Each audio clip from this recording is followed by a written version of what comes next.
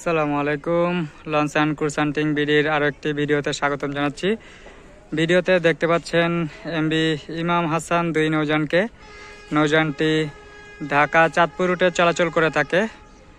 বেশ সংস্কার কাজ করার জন্য নৌযানটিকে তাশরিফ ডকইয়ার্ডে উঠানো হয়েছে।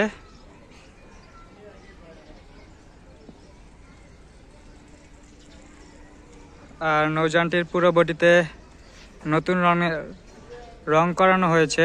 আর অল্প কিছু দিনের ভিতরেই হয়তোবা নৌযানটিকে পানিতে ভাসানো হবে এবং তার নিজস্ব রুট চাঁদপুর রুটে যুক্ত হবে যাত্রী সেবায়।